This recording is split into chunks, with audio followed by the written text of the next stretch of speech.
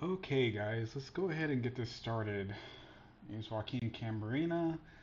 Welcome back to the weekly live stream. So this week, I'm gonna go ahead and start something differently. Um, I know usually like to start off with China uh, and the rest of the Northeast Asia region, but kind of figured let's go ahead and start on the Oceania region since there's a lot of interesting stuff to happen here. And I kind of want to touch upon it.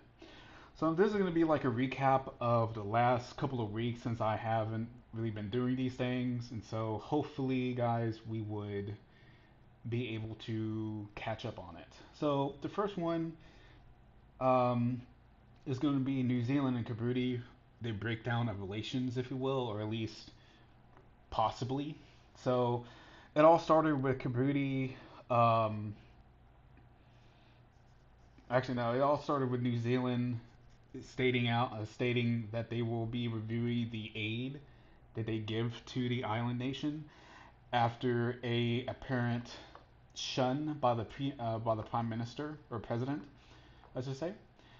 Um, the prime minister was actually the New Zealand prime minister was actually scheduled to meet or wanted to meet with them with his counterpart in Djibouti, but he attended a ceremony um, instead. So the New Zealand side went ahead and canceled it, and they were pretty mad, and they decided to go ahead and start that review. Um, Kabuti shot back and said, "Hey, I mean, we understand that you were mad, but a week other countries such as Australia met with his deputy, the Kabuti um, deputy um, deputy prime minister or deputy president, VP, and they were fine with that. But New Zealand wants to meet with the actual leader, and the way that New Zealand actually handled this was kind of bad, to be honest. They should have went with the meeting instead of throwing a diplomatic equivalent of a temper tantrum, because all this does is give Djibouti more incentive to slide to or increase relations China, with China, instead of New Zealand or even Australia. And so it'll be interesting to see what comes of this um, row, this diplomatic row. Uh, we may see New Zealand, calm down and and actually, you know, use reason and actually go ahead with a meeting with the Djibouti leader's deputy. Now going to Samoa, there's gonna be a theme to the first three Oceania topics.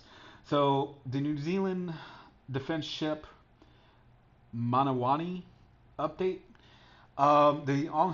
The salvage of its fuel reserves and other pollutants is ongoing.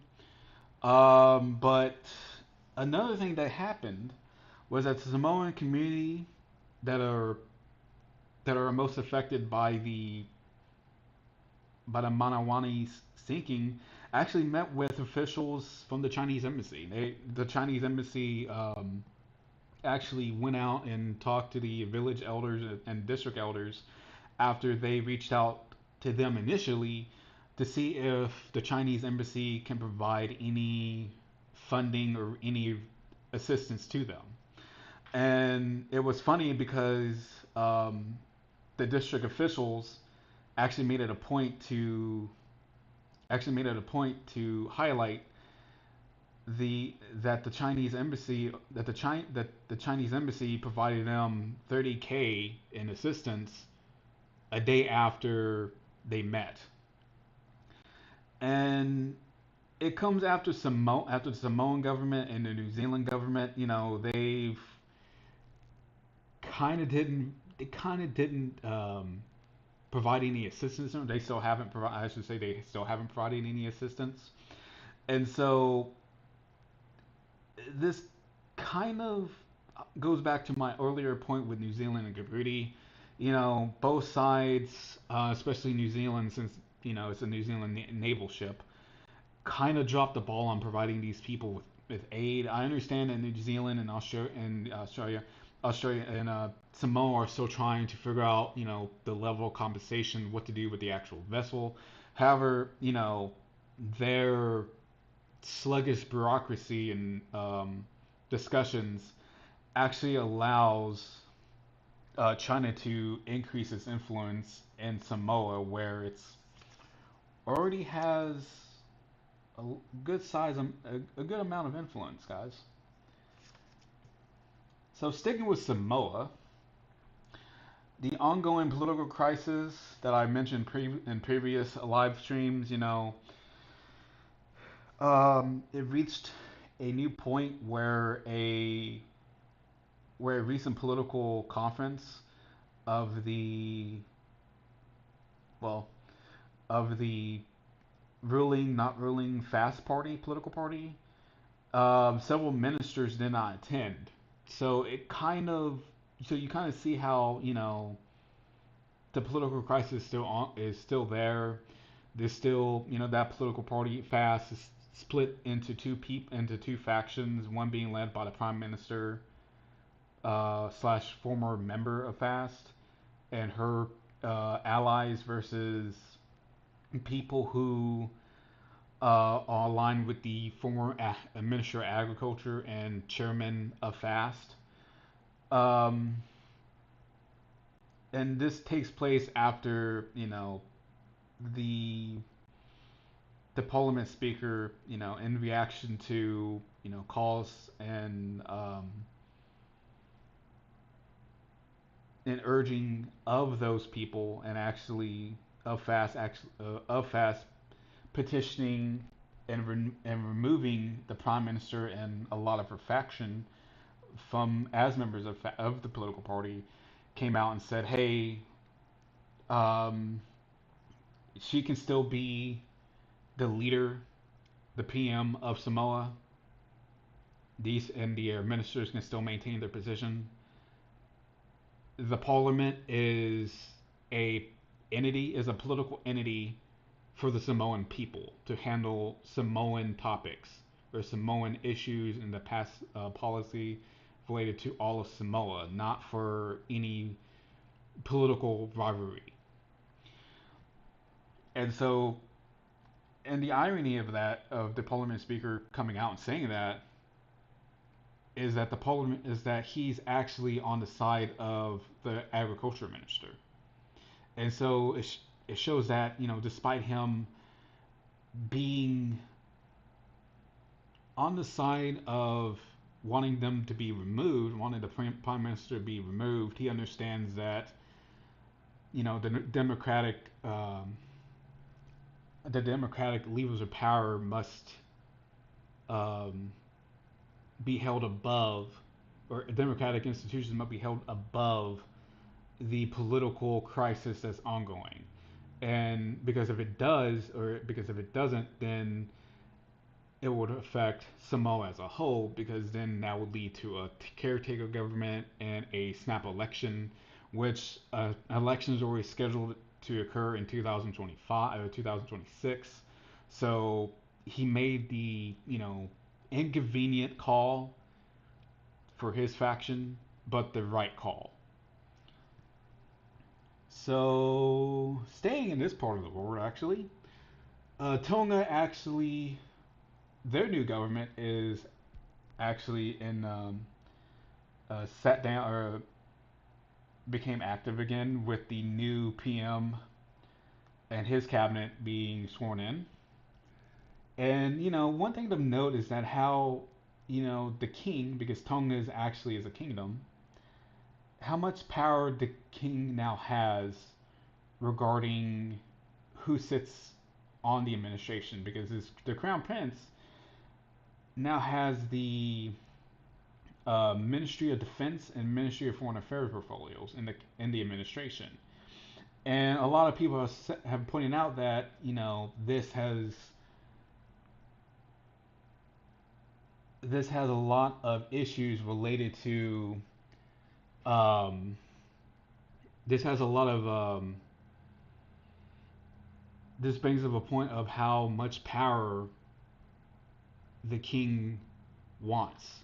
Because before he was fine with not intruding with too much, or at least not intruding too much into Tongan politics, but now you kind of see him increasing his influence in the Tongan in the Tongan administration, Tongan in the Tongan state. So it will be interesting to see how the administration handles its business, especially since Tonga itself is going to have another election, I believe, either later this year or in 2026 as well. So moving to Fiji. The Fijian government is planning to use the military to assist law enforcement, its national law enforcement, and conducting and cracking down on increasing drug use or increasing drug trafficking around the island. Now, the reason why this is an issue or why this is a potential issue is because, the Fijian military has been known to conduct coups. I know I mentioned this previously in past live streams, but the Fijian military actually conducted coups, with the last one occurring in 2006. And so them coming out and assisting law enforcement got a lot of people wondering, can we trust them? Are they able to, rise above politics and be solely for the Fijian people and the Fijian state? And, the Fijian government and the Fijian, specifically the Fijian Minister of Defense, he said that we will uphold the rule of law. We've been in the barracks. We haven't tried to conduct any coups since 2006. And then related to this, the police force actually made a point to request their weapons to be or firearms to be given back from the military.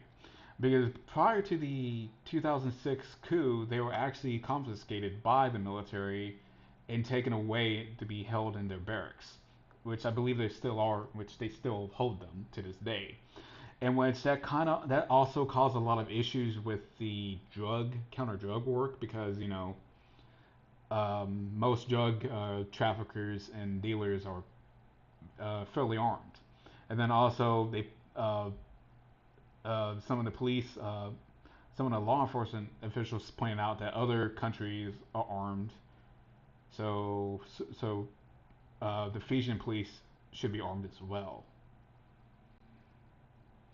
So this will be very interesting to watch on both fronts, because if the military does get deployed, what would that look like? And then also, would the Fijian government put in place any safeguards to prevent, some of the senior officials, some of the senior military officers to think, we can coup, you can conduct a coup. These people, there's not really anyone here to stop us. And then also, with that being said, will the military give the police their weapons back? And then going to Vanuatu, and then also New Caledonia.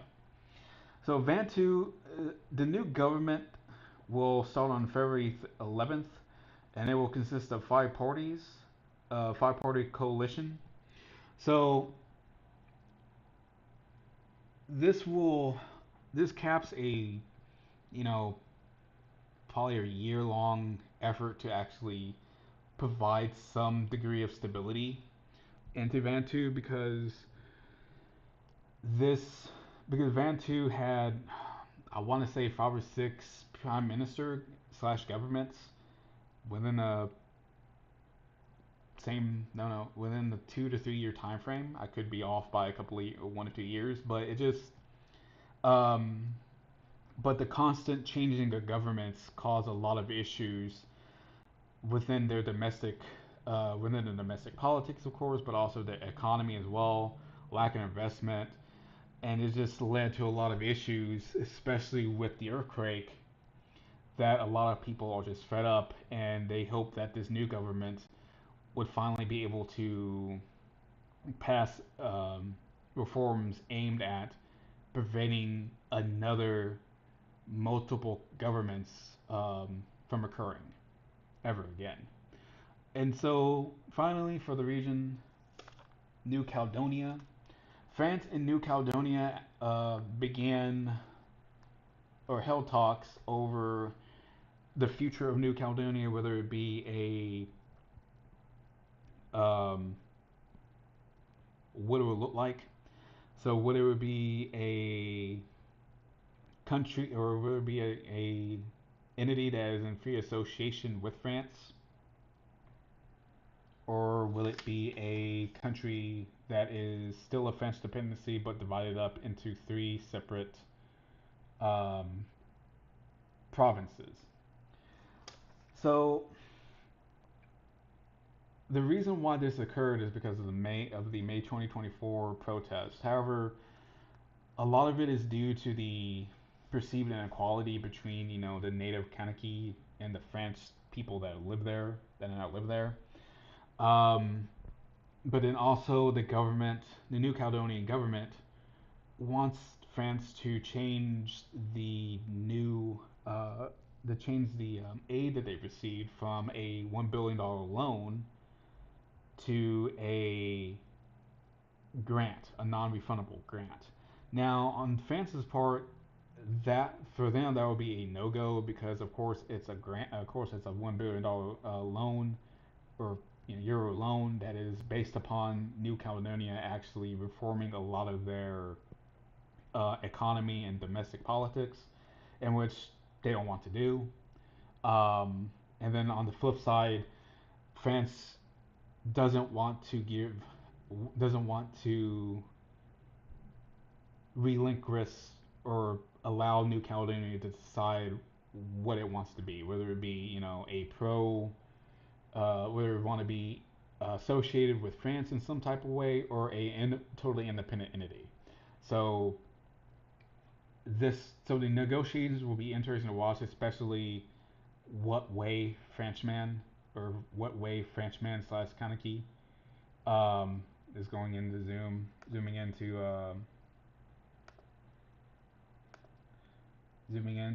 Namoya. So it'll be interesting to see which way they go. I know I said finally, but I forgot about this. Um, Going back to New Zealand and the Cook Islands. So this is the last thing about New Zealand.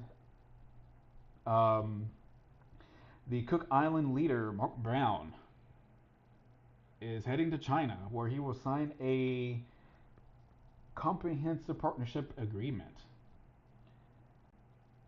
And he left without updating the New Zealand Prime Minister on what exactly is contained within the actual agreement itself, in which that has been an ongoing thing since the trip has been announced, and they will sign it there.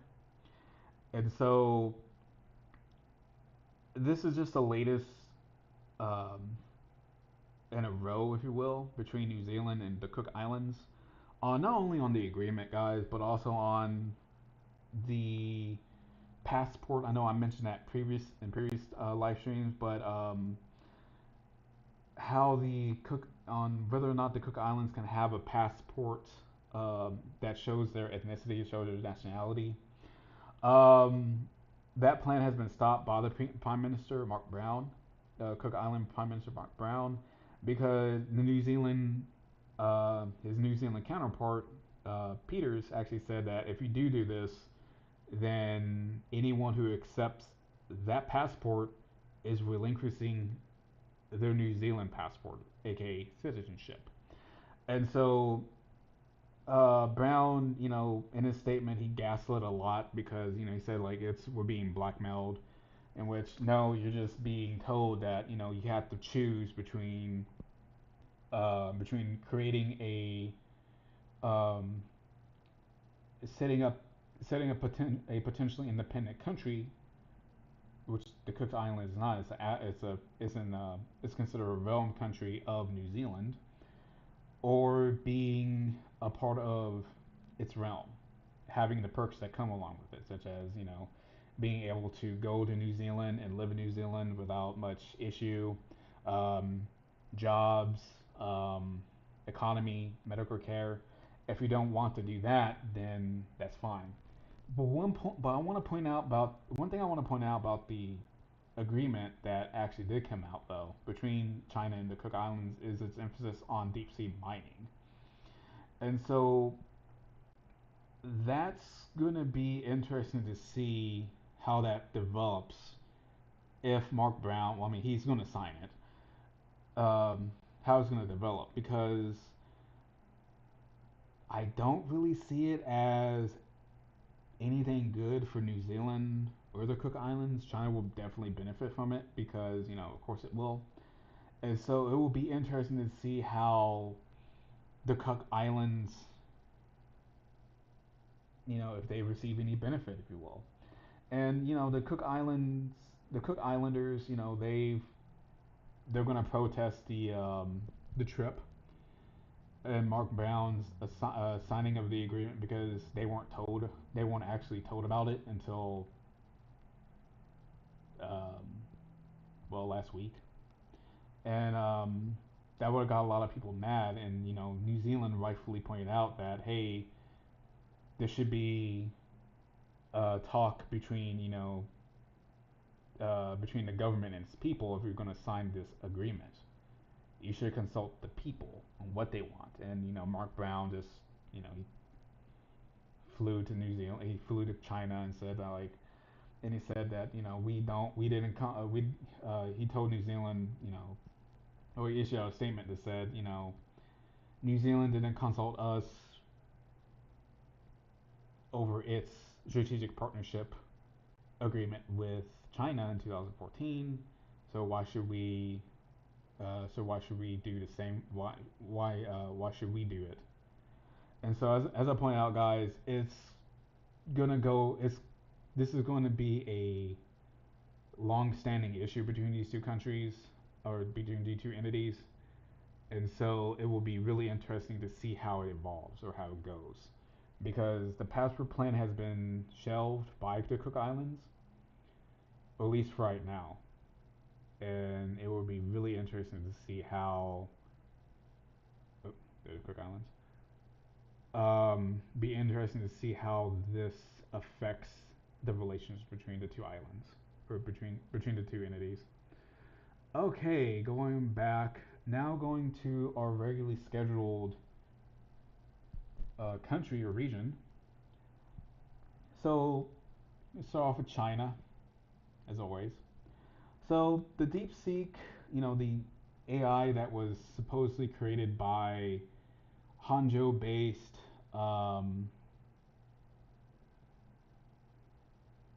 Hangzhou, forgive me, Hangzhou-based company DeepSeek. Um, there's a lot of issues with it. Um, caused a lot of uproar within not only the AI community but also with AI stocks, with Nvidia and several other AI and several other companies involved with AI chip production and research going downhill quickly. Um, but with that being said, a lot of the issues are now coming out. One of them is being, the secret privacy issues, whether or not the company is being truthful with how much it spent to actually actually create the AI, and if it is a totally organic system from China, which it's not. There's been a lot of evidence that points to it not being that, and also the code being, is sitting, the code that is being that you can actually run open source, the open source code that can actually be ran, kind of can potentially lead back to China. And then, these two aspects combined led, not only countries, not only governments and, the United States, Europe, and other countries, to crack down on its use, but, South Korea, Japan, Taiwan especially, say to prohibit its government agencies and ministries from not using it. Do not hook it up to your computer.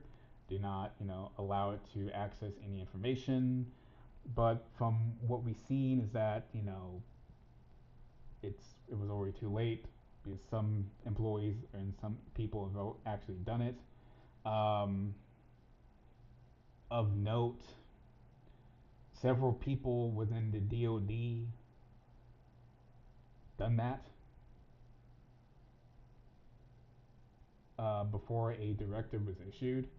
And if anyone here listening knows someone who actually done that, yeah, they are the reason. They are literally the reason why you have to take the yearly cybersecurity brief. Because why would you do that? Literally, why would you connect a foreign AI to your DoD work desk? I'm just gonna leave it there. Um, and then also one thing I want to point out, CNY Chinese New Year, came and gone. Year of the snake, year of the wood snake, I should say. The numbers haven't came out yet. Or at least I haven't seen them. They probably will come out either next week or the week after. It's very important to highlight that, guys, because of the fact that it will kind of give us an indication on how well the Chinese economy is going or doing. Which, prediction, it may not be doing well, obviously, but it will provide us with some better weather to see how badly or how good it's recovering. Which, from my perspective and my prediction again, it may not be doing. Those numbers may not present a pretty picture for China. And then finally, China actually placed tariffs on U.S. products, a long list of U.S. products, cars, um, I believe cotton, as well as cotton products, as well as some electronics, as well as rare earth minerals, in reaction to Trump's 10% tariffs. So the trade wars has begun. It has, guys. As a as a little green person wielding a really cool lighted stick, has presented itself. That said, um, going to North Korea. North Korean troops are apparently back on the Kursk after being removed for facing 50% casualties. Um, that's per South Korean intelligence. We I do not know if that's correct. I haven't really heard anything from the Ukrainian sources, which usually are pretty reliable at this point, regarding that. But we do know that that the Russian military removed the North Korean troops after they sustained upwards to 50% casualties. So it kind of shows you that they're not really prepared to conduct that type of warfare. They were actually, some of the Ukrainian military members actually said that they're while they're motivated, able to fight, they were really trained to fight a war in the 1970s or 1980s. And then finally, Kim Jong Un said that they will not consider giving up the nukes because he understand, and and he said that after Trump said he wants to meet with them to potentially um, work out a deal to begin, or to begin to repair relations between the countries where they had it to where they were during his first term. So he kind of so it kind of points out that Kim understands why he wants to meet, why Trump wants to meet with him, and why any negotiations were to be held is to get him to fully disarm himself from is to fully disarm himself is to fully disarm North Korea from any having any nuclear weapons. Going to Seoul or South Korea.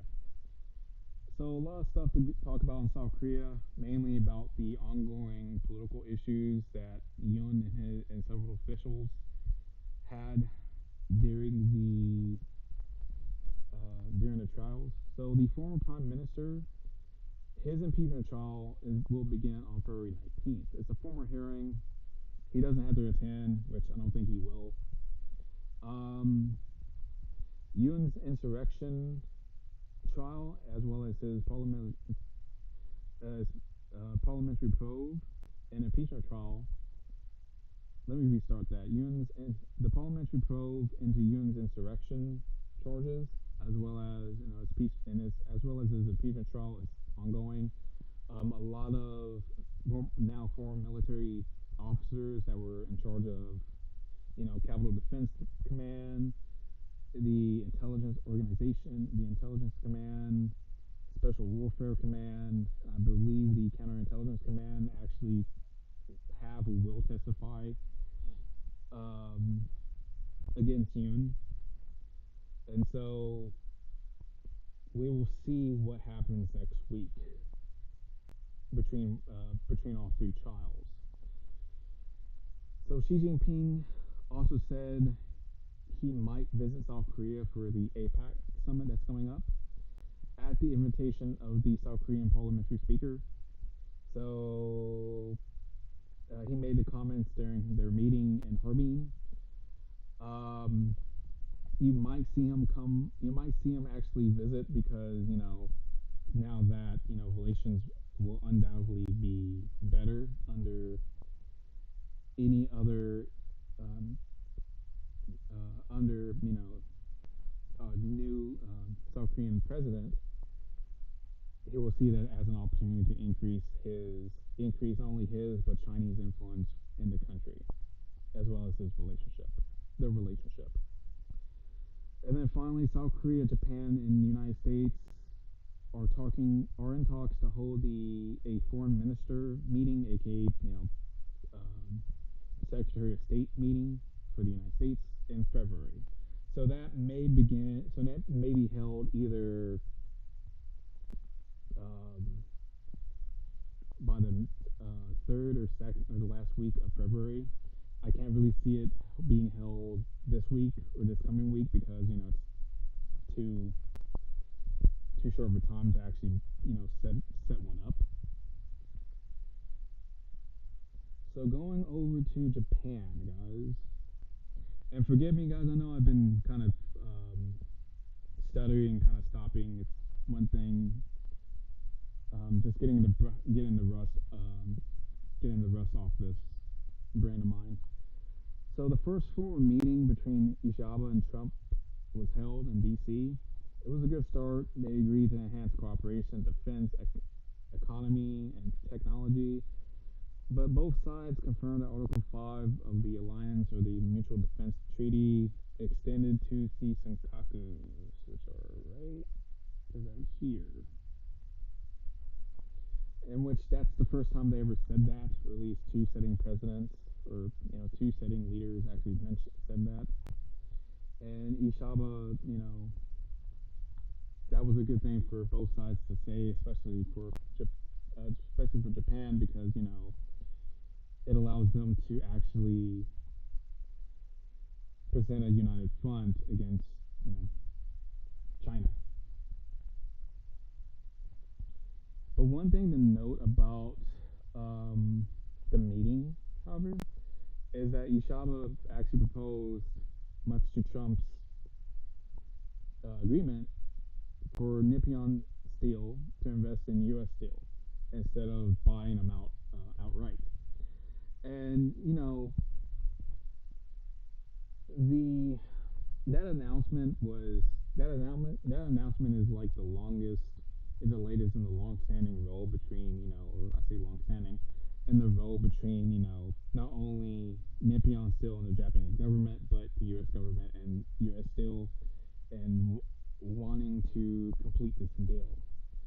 Now, the people who were Biden and Trump were against it on national security grounds. Well, Trump less so, and more so of them wanting to have a increase in investment. But then also the U.S. steelworkers, the union, was against this because taking away American jobs. They wanted to keep U.S. steel in American hands, which is all great, guys. But one thing you have to consider is that no other company, U.S. company, stepped in to try to buy U.S. steel, and that's because U.S. steel was struggling, still is, and actually at one point, from what I understand, U.S. steel, pointing out like, if we don't do this deal, then our future is looking kind of bleak, aka they may not have one. And so it would be kind of interesting. So it would be interesting to see how the union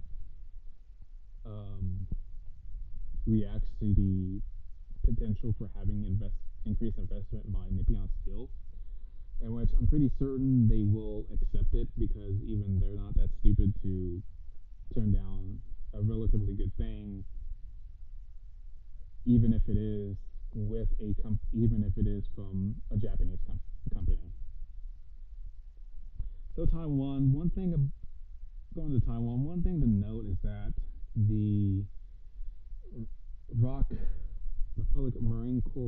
Republic of China Marine Corps 66th Brigade will be reformed into a unit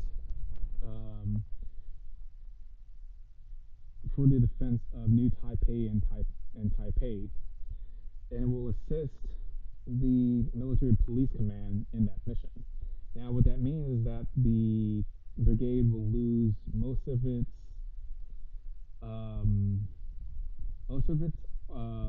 tanks and artillery, but will receive drones as well as various kind of drones for IR and missile strikes as well. So it's going to be interesting to see how that new brigade is formed, and when it will become operational. So going to Southeast Asia, guys. So starting off with the Philippines, like we always do.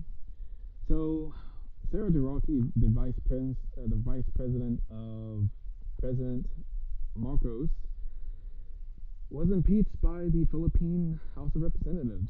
Marcos, he will likely have to call a special session for the Senate to actually pass,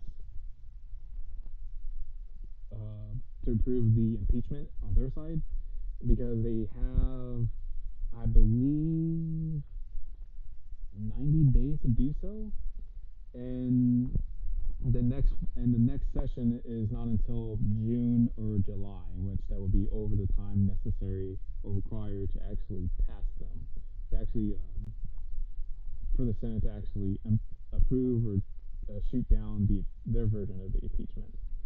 So this is the latest in a long-standing dispute between the Dutertes and Marcoses, specifically between Sarah and Bongbong Marcos, and it leads back to Sarah's comments about wanting to or having not only President Marcos killed, but his wife and I believe the National Security Advisor, National Security Advisor, I believe, killed if she were to die too, as well as designating herself as the designated survivor, which the Philippine government doesn't have. So, my take is that it's a long-going dispute between the Dutertes and Marcoses, and she will likely get impeached and removed as VP, if not to prevent her from running in the upcoming presidential election in 2028. So going to another story. So 5 Chinese nationals were arrested on Palawan for placing cameras near Philippine Coast Guard and Philippine naval bases and waterways that just so happen to supply vessels and other aircraft to patrol and conduct resupply missions to the South China Sea. And so there was a big thing because, you know, a lot of Philippine analysts said that no wonder why, the Chinese were able to figure out like that when our resupplies or when our patrols are able to go out because of, they have spies. That's one way, and I know I mentioned this previously in, posts, articles, as well as in podcasts. Like the Philippines, they have China has many ways of collecting intelligence regarding the Philippines. Whether it be human imagery intelligence, such as the cameras, or even other ways, such as counting down the days on when the Philippine Coast Guard and Philippine Navy actually send out these patrols and do the math based upon this. They can actually figure out pretty closely, I might add, when these patrols would come. So it just shows you that China actually is conducting a lot of corroboration and regarding intelligence collection to figure out when the Philippines do send out those patrols in the South China Sea, so they can actually respond proportionately. Well, they don't respond proportionally, so they can respond and prevent them from actually conducting those missions, as I say. Yeah. So going on to Malaysia and Indonesia, guys, a 2-for-1, guys.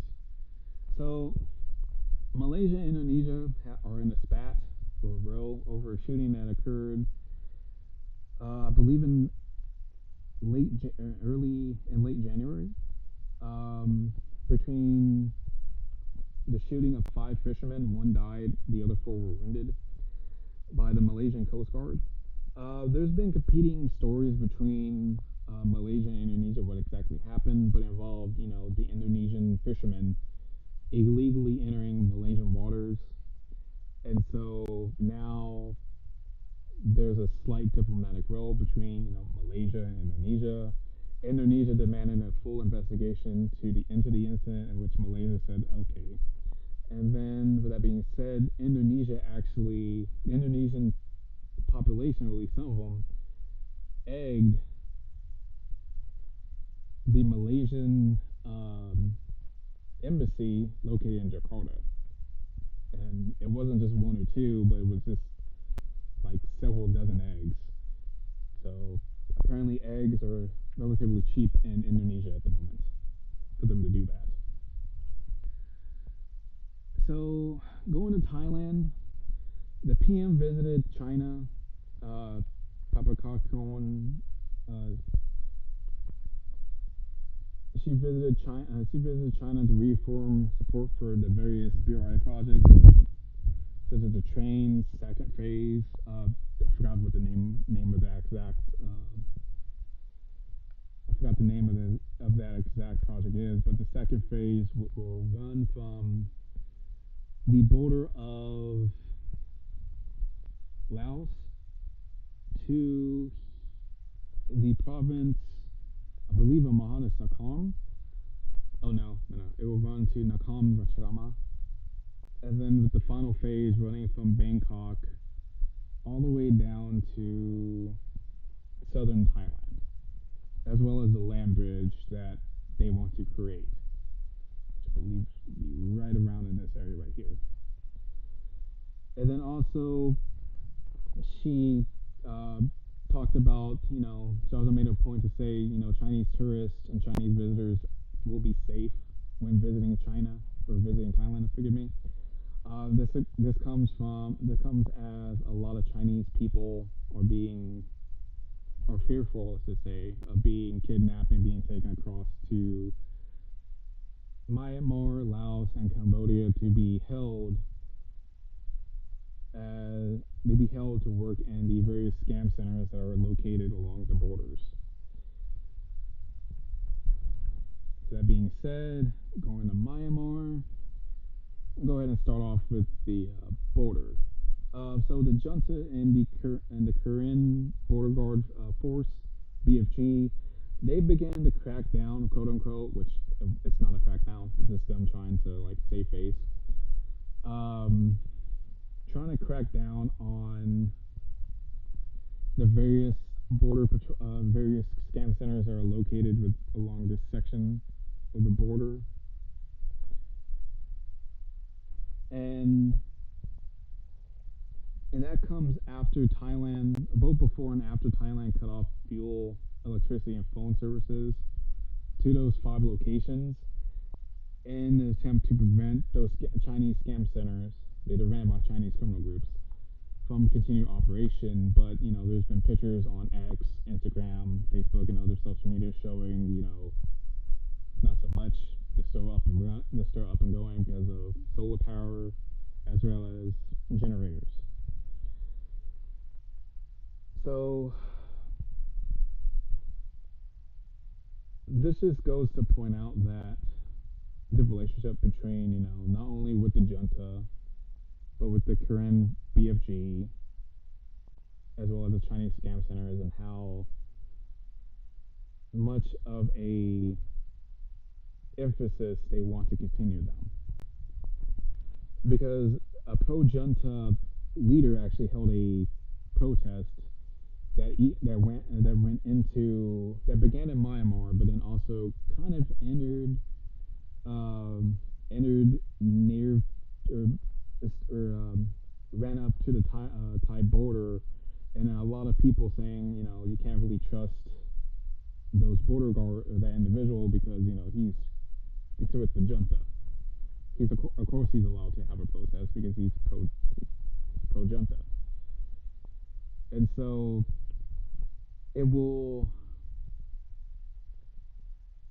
the scam centers will continue to go on, whether it be along the border of Myanmar or Laos or Cambodia, and the junta and the Korean BFG, as well as other ethnic armies and groups, will continue to have their hand in that little pot because it's relatively lucrative enterprise to bribe them or to pay them off.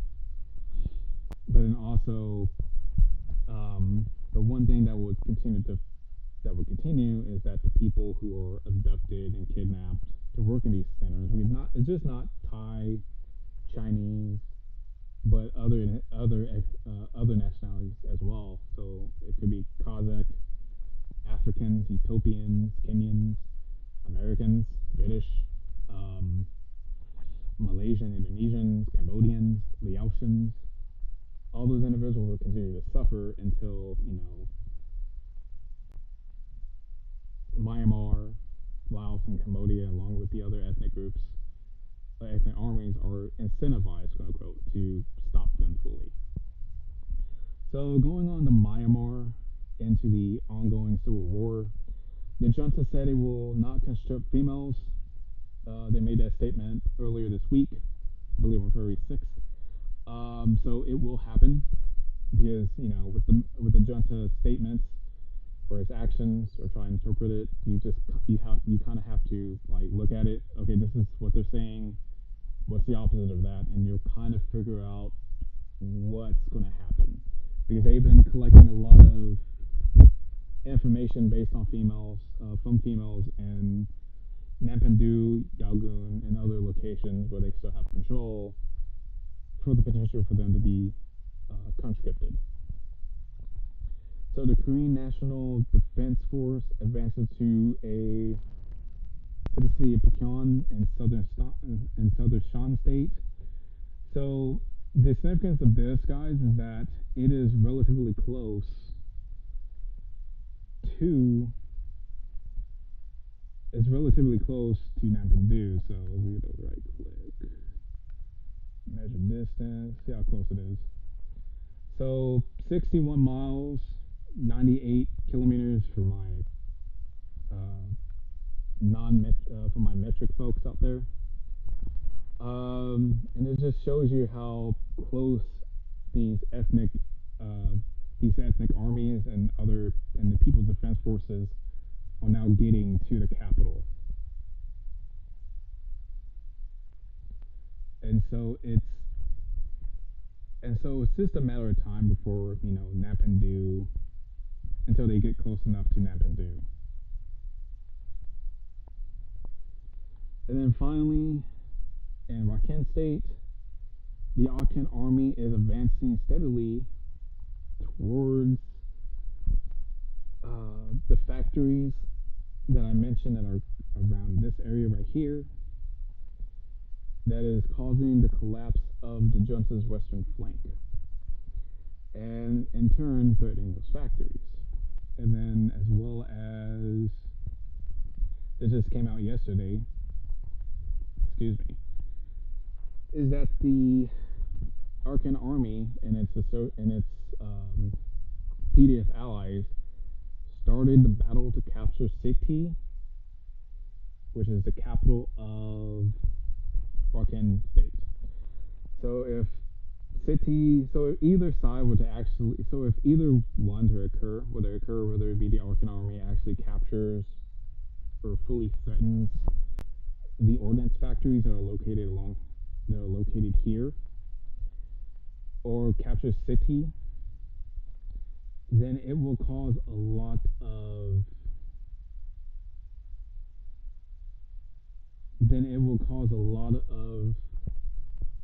issues within the junta. So Siti will cause the Chinese to question whether or not they can trust the junta with helping them protect their interests in the country, specifically in Rakhine State. But then on the flip side, if the Arakan army actually does capture those factories, then that would more likely lead to the end of the junta itself, because this is where they get a lot of their arms that are not imported.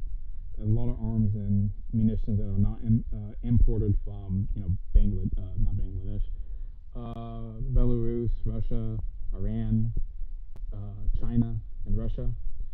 So if these were to fall, or any number of them were to fall, then that would put the junta in a very precarious position and potentially lead to their downfall. And then finally, guys, the last region we have is South Asia. It's not gonna be too bad, guys. So Bangladesh. So starting in Bangladesh, the election preparations are underway with voter rolls finalized. They will be finalized by May-June timeframe.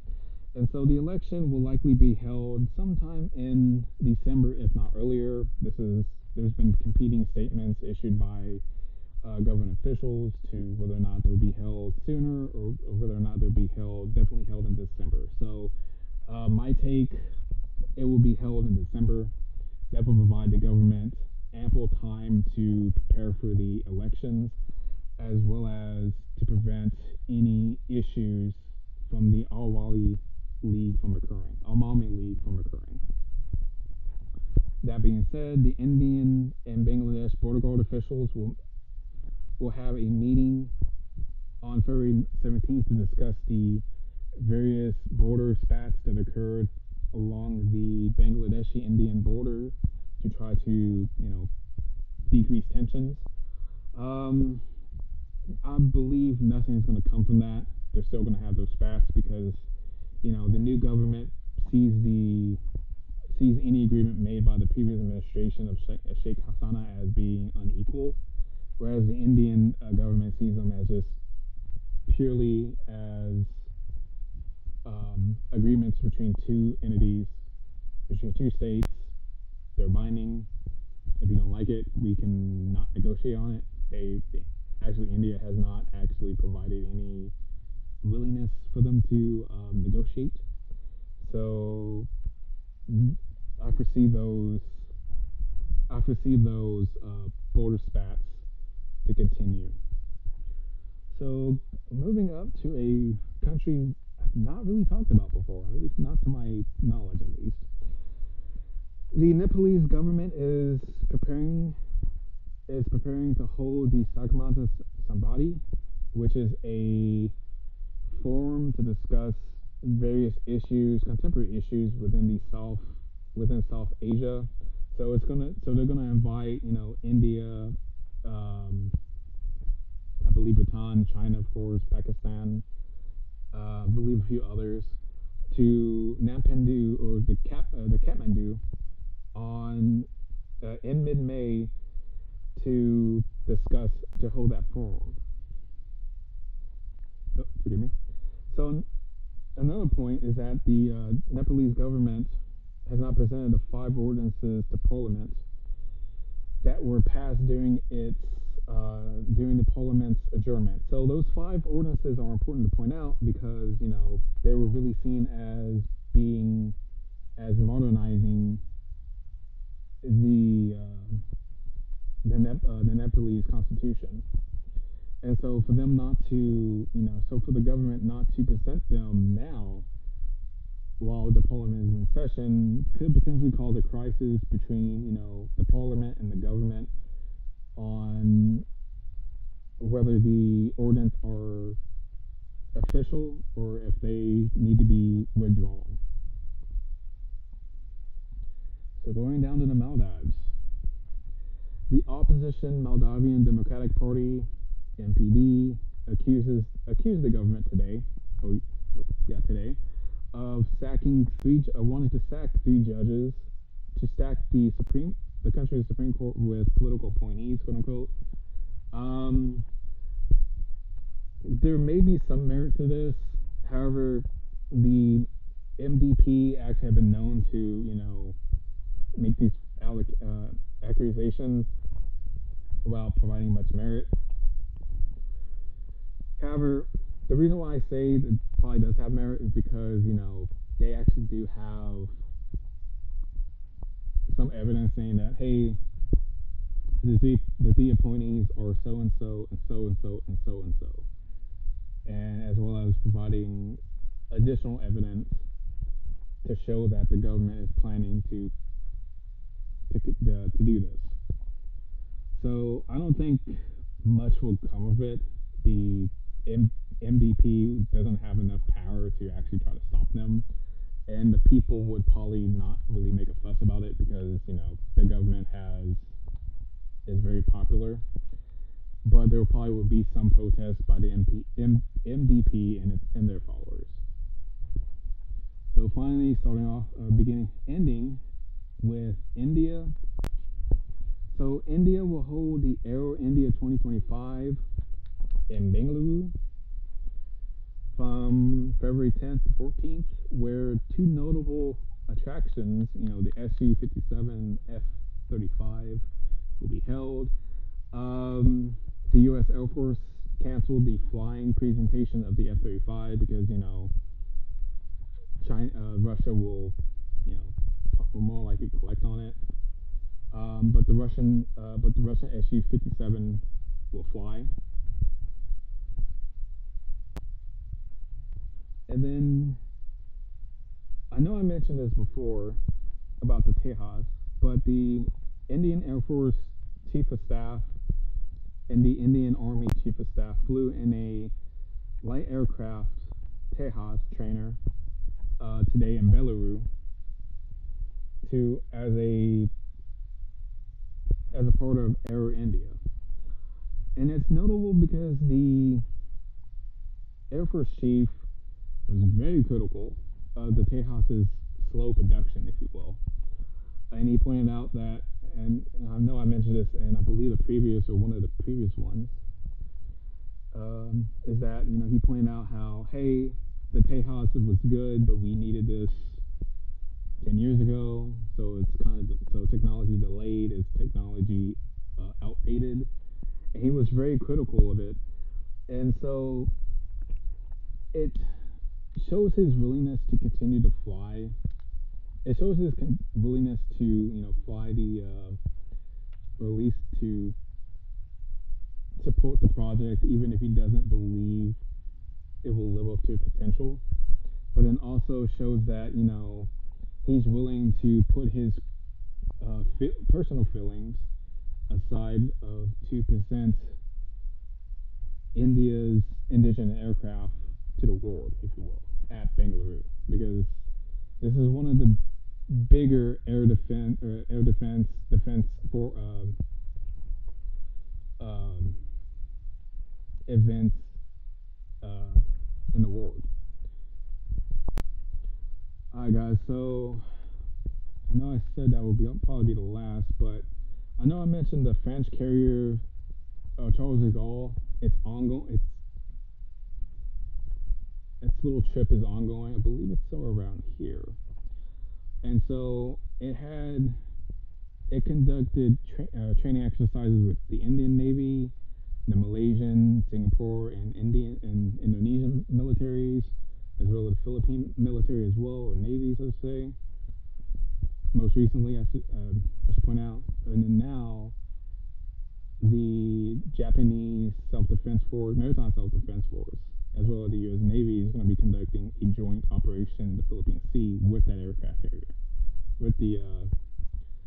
with Charles de Gaulle. I believe it actually began and is ongoing now.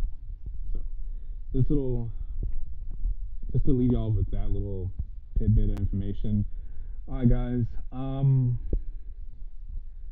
Thank you, guys. I know I've been a little late with these, or a little absent with these, I should say. I'm going to be slowly getting back into it. So, like, subscribe, leave comments regarding the topics I discussed.